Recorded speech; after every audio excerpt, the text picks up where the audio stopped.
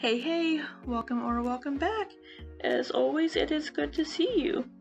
But since this is a Tellonym video, you will not be seeing me. You may hear the neighbor's dog bark though. I was hearing the dog barking a couple of minutes ago. I think they may have went inside though, which would be great. That being said, so we do have today's edition of mental health questions on Tellonym. And this one I believe is part 4.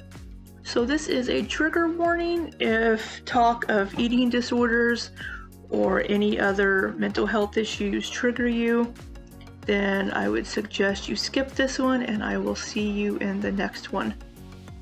But with that, let's go ahead and hop into the first question. First question is, have you ever questioned your eating disorder? Like maybe you just lack discipline. Many other qualities in your life and actions prove this. Amberlyn says, oh yes, I have gone through tons of stages of denial. Saying that I just lack discipline is simply denying the real problem. I mean, Amber has apparently been diagnosed with binge eating disorder. There have been many times in the past where she has said that she was diagnosed with X or Y, and she was self-diagnosing herself, but considering she is doing an outpatient eating disorder program, I would like to think they would diagnose her correctly. I don't know all the ins and outs of binge eating disorder. I know there are probably multiple facets to it and different reasons why people have this disorder. So I'm going to assume that she has actually been diagnosed by somebody professional with binge eating disorder. Next question. Is your therapist helping you with food addiction as well as BED? Amberlyn simply says she is. Yeah, so I think we all know that Amberlyn does have a food addiction problem. I think it's more of a takeout addiction would be my guess. Seeing the food that Amberlyn has cooked on her own, I can see why she would prefer to order out.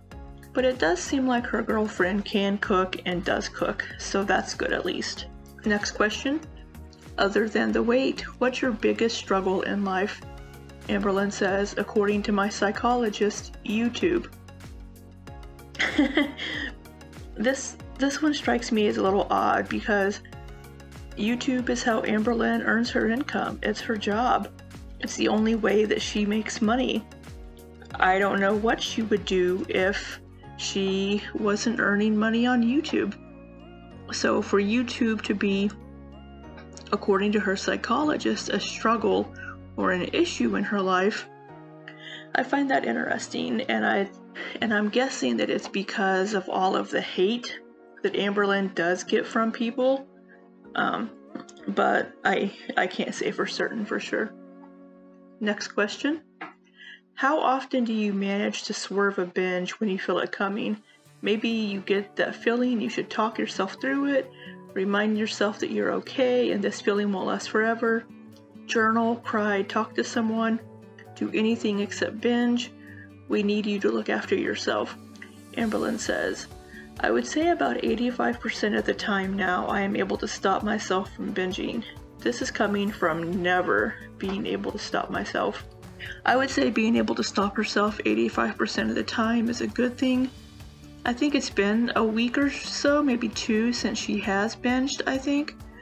So I hope she's able to continue that and is able to find better ways to cope with those feelings that cause her to binge. So this one is from a previous question from I think a week or so ago about Amberlyn had said something about hoping she could keep her current psychologist. This person says, your psychologist isn't going to be able to keep treating due to the validity of her license expiring over state lines. And I know you won't find another one and keep them either. You are going to be dead within a few years because you won't do inpatient. Amberlyn says, I will get another psychologist then, heart emoji. It is just nice knowing that I have found what kind of therapy I need. I have been looking in all the wrong places. First, this person could have given this information in a not so nasty way. But yes, I had also said this whenever I brought up this previous question before. Psychologists are licensed in their states. So Amberlynn would maybe be able to work with the psychologist for a brief period of time, but she would have to find a new one. As far as Amberlynn knowing that she's found what kind of therapy she needs, from what Amberlynn has said about this therapist, according to what we've been told at least, this therapist is Hayes, Health at Every Size. So I'm not sure how much this therapist promotes weight loss for people of Amber's size. And also with her saying to Amber, according to Amber at least, that Amberlynn blames herself for everything. I haven't seen that when it comes to listening to Amber in her videos and in other places. So I think the kind of therapist that Amberlynn seems to need is one that is going to tell her what she wants to hear and kind of feed into Amberlynn's victim complex. That's my thought on it. I guess we'll see. The next one says, this is in response to the question I just read. The kind of therapy you've been doing for months now and lost 0 pounds doing? And don't say this has to happen first either. You are 31 now, Amber, and your body isn't going to hold on much longer. You need to lose weight now. Yesterday even. Seriously, dude. Amberlynn says, I need to lose this mental weight, this trauma that eats at me daily. That needs to be gone before I can even be successful in any sort of long-lasting weight loss. You know, both of these are correct. Amberlynn does need to lose weight like yesterday, but at the same time, she's not going to be able to do that without fixing the mental issues and the eating disorders. So it does have to come first, otherwise she will not have any kind of success when it comes to weight loss. This is in response to the question we just read. This person says, don't let any of these randos try to talk you out of the therapy you're doing right now. What you're doing is exactly how treatment for binge eating disorder works. The focus at first is working through the trauma that has made you form unhealthy habits/addiction. That and practicing eating habits that are healthy and sustainable. These things need to be tackled before long-term weight loss is possible. You're doing the right thing. Amberlynn says, thank you for saying that. I think I am doing the right thing as well. Just being part of the program is the right thing for Amberlynn. And, you know, this person is right. She has to work through this trauma that made her form these unhealthy habits and the food addiction. And hopefully that is something that will continue to be done. Next question. Have you ever been assessed for borderline personality disorder, or has your psychologist talked about it? It is really common in people with complex trauma, and BED is a comorbidity. You appear to fit a lot of the criteria. Amberlynn says, actually, yes, I don't have it. I'm not very familiar with borderline personality disorder, so, you know, everybody wants to armchair diagnose Amberlynn. We all do it. But I think this is one that we could safely say if her psychologist said no, then she probably does not have it. And BED is a comorbidity. Did I say comorbidity?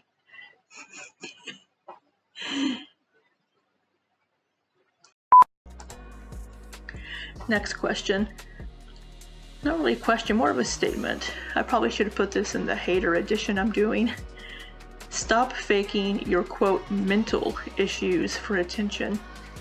Amberlynn says, yep, I have 0 mental issues, even though I spent most of my childhood in a drug-infested home. Molested, neglected, and then put into foster care, group homes, and children's shelters. Yes, my mental illnesses are all fake. I think this person's kind of a dick that posted this to tell her, you know, oh, you're faking your mental issues. Come on, people, be better than that.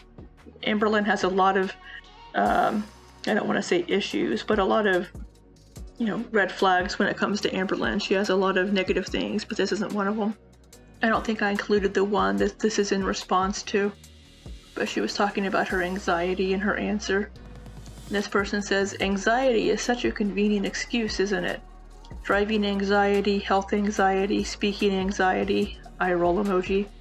Amberlynn says, public speaking terrifies me.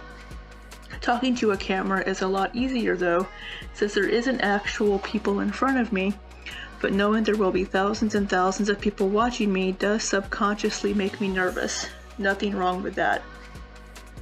Yeah, a lot of people do have anxiety or like social interaction issues and things of that nature. I can use myself as an example on this.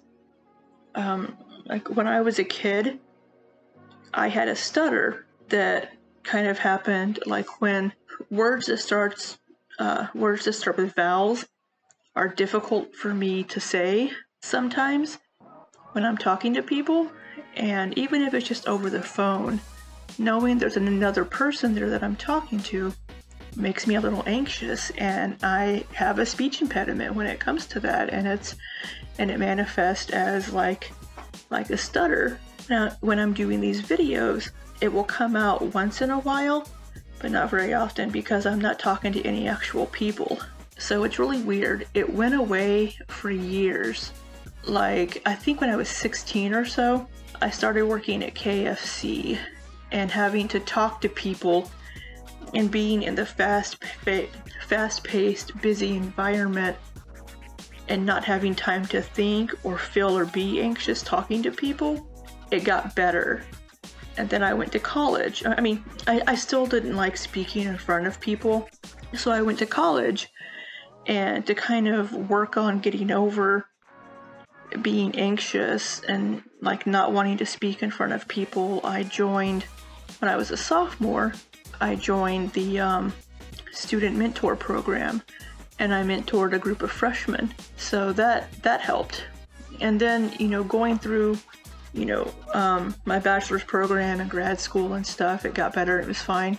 And then for some reason, when I moved back to the US after living in South Korea for 5 years, it came back. And I have the exact same issue now. Words that start with vowels trip me up, and I have a hard time saying them when I'm talking to people. When I'm not talking to people, it's not so bad. So I totally understand that, issue. But yeah, that was a long rambling story from personal experience there. I apologize. On to the next one. So the next question is, are you taking your meds? Amberlynn says, I am. I have taken them daily for over a month now. Heart emoji. I'm super glad that she's taking her medication again, and she's taking it like she's supposed to. I just hope that she continues. Oh, bless me. Do you still consider yourself an empath? Amberlynn says, people will roll their eyes at this, but my psychologist called me an empath during our last appointment, and I fucking nearly cried. Ha ha ha ha ha ha ha ha. Amberlynn does not strike me as an empath whatsoever.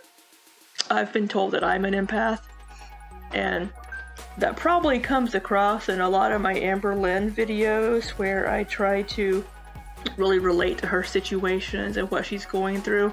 But yeah, this I don't know about Amberlynn being an empath. So this is going back to an older one where I believe this was a question about somebody said that she was, of course, a narcissist, and Amberlynn was like, my psychologist absolutely without a doubt disagrees. So this person is responding to that one and says, unlike you, I have 3 degrees.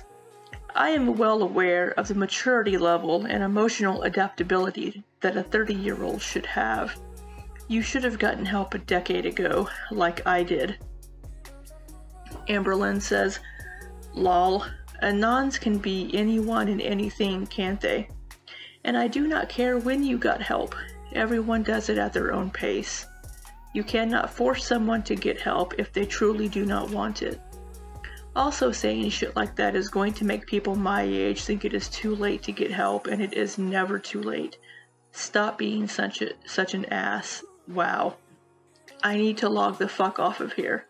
I am actually going to sign out and take a massive break. I feel so much better when I am not surrounded by a bunch of people who just want to argue all the time.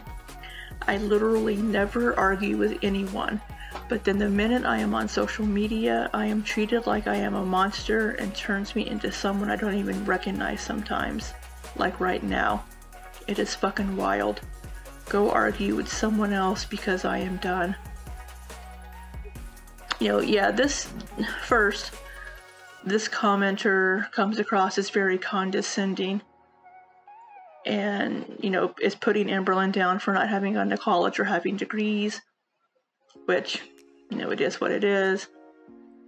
But saying you should have gotten help a decade ago, Amberlynn is spot on with everyone gets help at their own pace, and you can't force someone to get help if they truly do not want it. My takeaway from that is that Amberlynn hasn't really truly wanted the help until maybe this moment. And I'm not sure what has triggered that change in her to make her to actually want to get the help. And she's right that it is never too late. But then in her second half of her comeback,